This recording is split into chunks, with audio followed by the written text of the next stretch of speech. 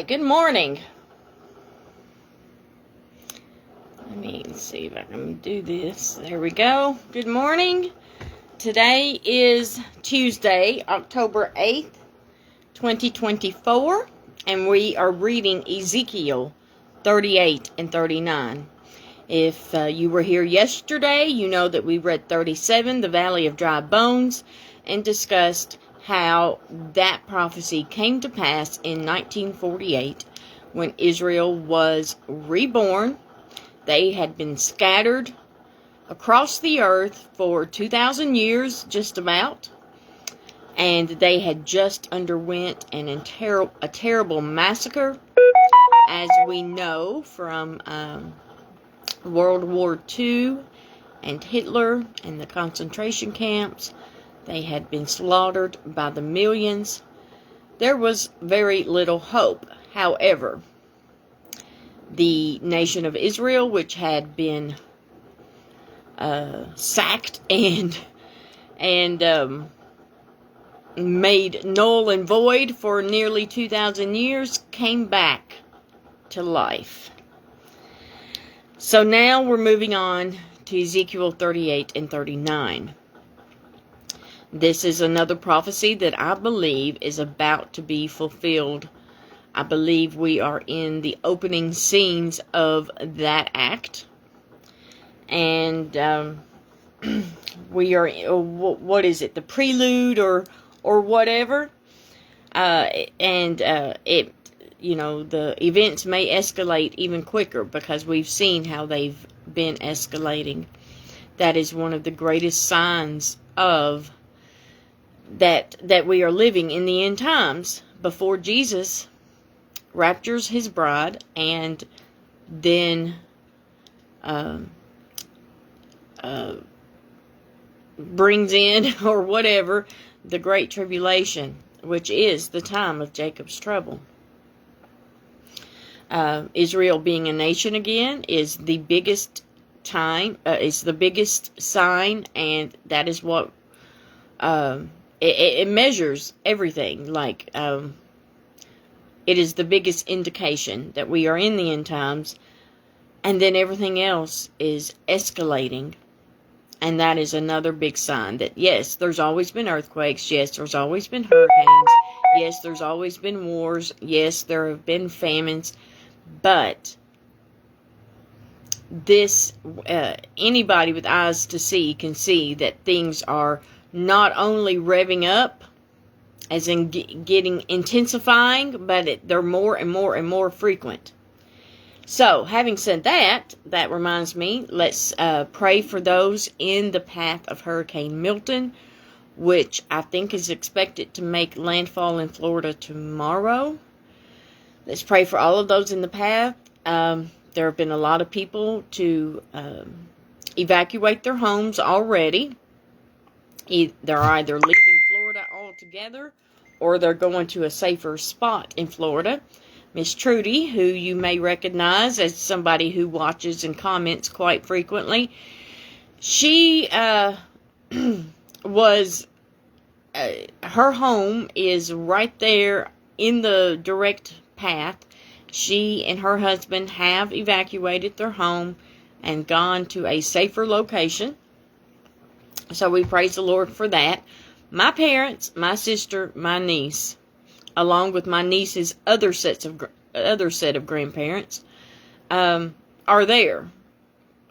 They are about an hour and 15 minutes or so from Tampa, I think. So they will, if they stay, they will indeed see some weather. And so let's pray for them. Pray that they are able to get out. As of last night, all of the gas stations were running out of gas. So let's just pray they're able to get out. Or if they are not, then the Lord puts a bubble of protection over them. So let's get to it. And hopefully I won't lose my connection. This is another message that came to me from the Lord. Son of man, turn and face Gog of the land of Magog, the prince who rules over the nations of Meshech and Tubal, and prophesy against him. Good morning, Tracy. Good morning, Miss Connie. Yes. Give him this message from the sovereign Lord. Gog, I am your enemy. I will turn you around and put hooks in your jaws to lead you out with your whole army, your horses and charioteers in full armor, and a great horde armed with shields and swords. Persia, Ethiopia, and Libya will join you too, with all their weapons. Gomer and all his armies will also join you, along with the armies of Beth Togarmah from the distant north, and many others. So, there's a lot of places here we don't recognize. And from what other people, other Bible scholars have concluded is that we are talking about Russia and the general vicinity of the former Soviet Union, like Central Asia. We're talking about places in Turkey. We're talking about Iran. And we're talking about Libya.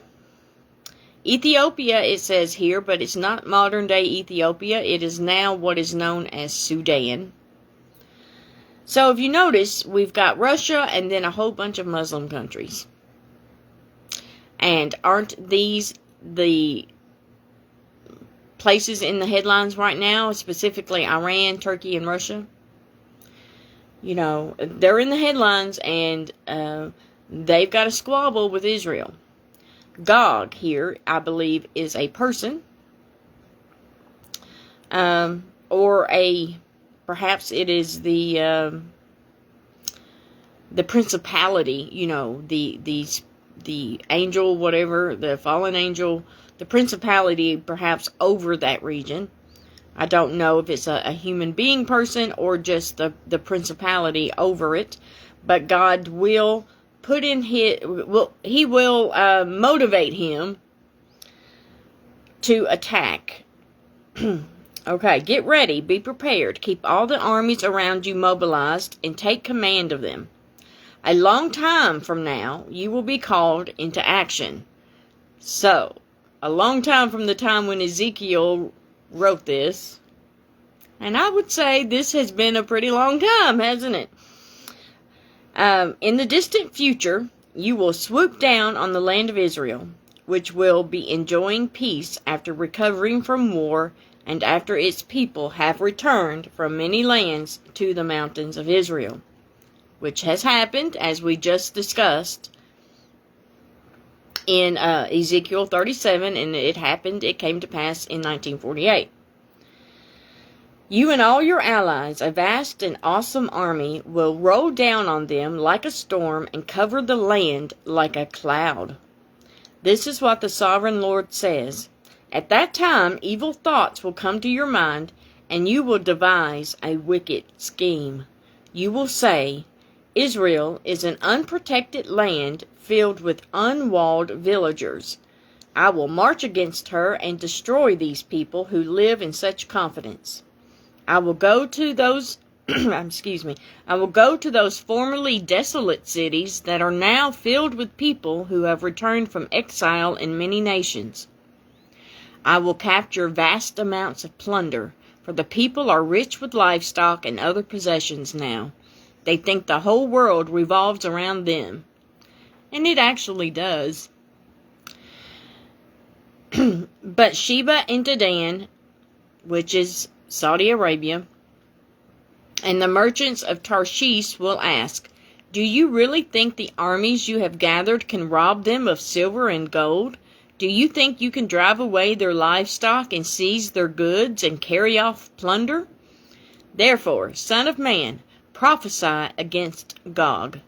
Give him this message from the Sovereign Lord. When my people are living in peace in their land, then you will rouse yourself. You will come from your homeland in the distant north with your vast cavalry and your mighty army, and you will attack my people Israel. covering their land like a cloud. At that time in the distant future, I will bring you against my land as everyone watches, and my holiness will be displayed by what happens to you, Gog. Then all the nations will know that I am the Lord. This is what the sovereign Lord asks. Are you the one I was talking about long ago when I announced through Israel's prophets that in the future I would bring you against my people? But this is what the sovereign Lord says. When Gog invades the land of Israel, my fury will boil over. In my jealousy and blazing anger, I promise a mighty shaking in the land of Israel on that day. All living things, the fish in the sea, the birds of the sky, the animals of the field, the small animals that scurry along the ground, and all the people on earth will quake in terror at my presence. Mountains will be thrown down, cliffs will crumble, walls will fall to the earth. I will summon the sword against you, all the hills of Israel, says the sovereign Lord. Your men will turn their swords against each other. I will punish you and your armies with disease and bloodshed.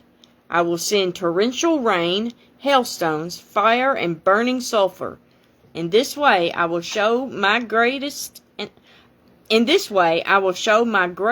and holiness, and I will make myself known to all the nations of the world. Then they will know that I am the Lord. So, this alliance of nations are going to attack Israel when Israel is unprotected, seemingly living in peace. We can say, how can that be? Because they've never lived in peace since they came about in 1948. They've been fighting somebody ever since then. You know, mostly little skirmishes here and there, but they've never truly lived in peace.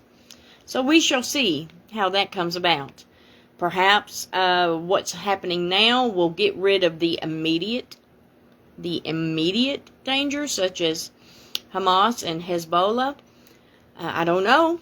I don't know. We'll have to see how that plays out, but it will certainly come to pass. So, let's get over here to 39 now. Son of man, when they do this, though, God makes it very clear that something will happen and they'll end up attacking themselves, each other, this alliance. Instead of attacking Israel, they will turn on each other and themselves. And there will be great devastation. So, chapter 39. Son of man, prophesy against Gog. Give him this message from the sovereign Lord.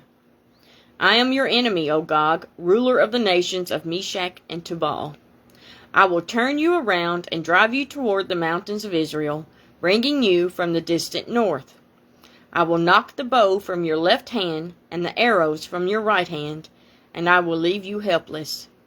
You and your army and your allies will all die on the mountains. I will feed you to the vultures and wild animals. Good morning, Mona. You will fall in the open fields, for I have spoken, says the sovereign Lord. I will rain down fire on Magog and all your allies who live safely on the coast. Then they will know that I am the Lord. Whoa, that's a pleasant message to receive, huh? In this way I will make known my holy name among my people of Israel. I will not let anyone bring shame on it.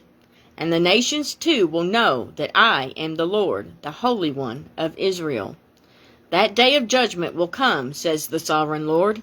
Everything will happen just as I have declared it. Then the people in the towns of Israel will go out and pick up your small and large shields, bows and arrows, javelins and spears, and they will use them for fuel. There will be enough to last them for 7 years. They won't need to cut wood from the fields or forest, for these weapons will give them all the fuel they need. They will plunder those who plan to plunder them, and they will rob those who plan to rob them, says the sovereign Lord. And I will make a vast graveyard for Gog and his hordes in the valley of the travelers, east of the Dead Sea. It will block the way of those who travel there, and they will change the name of the place to the Valley of Gog's Hordes. It's interesting. It will take 7 months for the people of Israel to bury the bodies and cleanse the land. Everyone in Israel will help, for it will be a glorious victory for Israel when I demonstrate my glory on that day, says the Sovereign Lord. After 7 months, teams of men will be appointed to search the land for skeletons to bury, so the land will be made clean again. Whenever bones are found, a marker will be set up so the burial crews will take them to be buried in the valley of Gog's hordes. There will be a town there named Hamona, which means horde, and so the land will finally be cleansed. And now, Son of Man, this is what the Sovereign Lord says. Call all the birds and wild animals. Say to them, gather together for my great sacrificial feast. Come from far and near to the mountains of Israel, and there eat flesh and drink blood. Eat the flesh of mighty men and drink the blood of princes, as though they were rams, lambs, goats, and bulls, all fattened animals from Bashan. Gorge yourselves with flesh until you are gutted, or glutted. Gorge yourselves with flesh until you are glutted. Drink blood until you are drunk. This is the sacrificial feast I have prepared for you.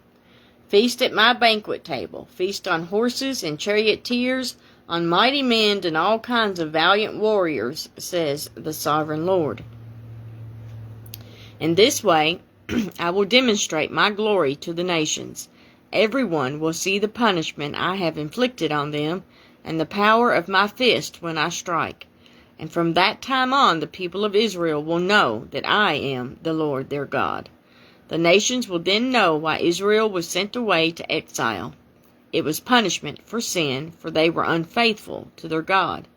Therefore I turned away from them and let their enemies destroy them. I turned my face away and punished them because of their defilement and their sins. So now, this is what the Sovereign Lord says. I will end the captivity of my people. I will have mercy on all Israel, for I jealously guard my holy reputation. They will accept responsibility for their past shame and unfaithfulness after they come home to live in peace in their own land with no one to bother them. When I bring them home from the lands of their enemies, I will display my holiness among them for all the nations to see. Then my people will know that I am the Lord their God, because I sent them away to exile and brought them home again. I will leave none of my people behind, and I will never again turn my face from them, for I will pour out my spirit among the people of Israel. I, the Sovereign Lord, have spoken. So there we have it. Ezekiel 38 and 39. Where are we in this timeline? I don't know, but I suspect, because it's obvious, all of the nations mentioned here are already major players in what's happening over there right now. So what is it all going to look like? Will they, in fact,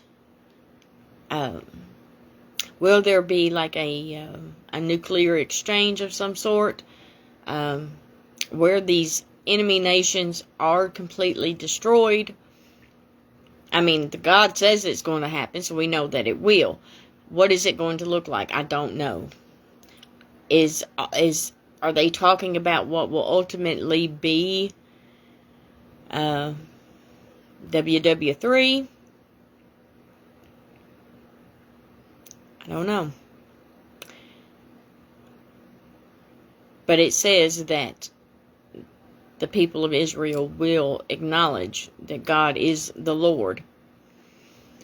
And we already know, since they came back in 1948, that there are Messianic Jews. There are Jews who do believe in Jesus the Messiah.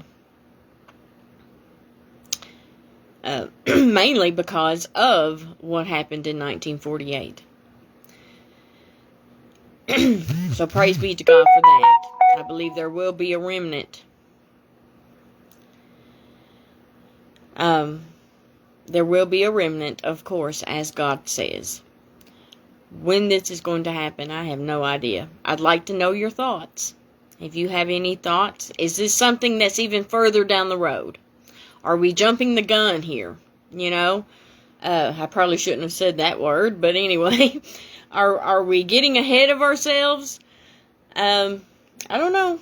I don't know. I just know that this is what is going to happen. All of the players are lined up. We can see the events and the conditions and the situations lining up for this to take place. And I, for one, am really, really interested to see how it plays out. No, I am not happy about the loss of lives that are going to result. But God is holy, and He's just, and He's fair, and He knows what He's doing. That is all for today. Thank you all for watching. Mona and Tracy, I may give a phone call here in a minute, but first I have to call and check in with my parents and see what is going on with them. Because I keep getting text messages from all kinds of people telling me they're worried to death. Do you know what they're going to do? You know. So I'm going to check in on that, on them, and then I'll probably make a phone call if anybody's around. So thank you all for watching the replay. Have a good day. Bye-bye.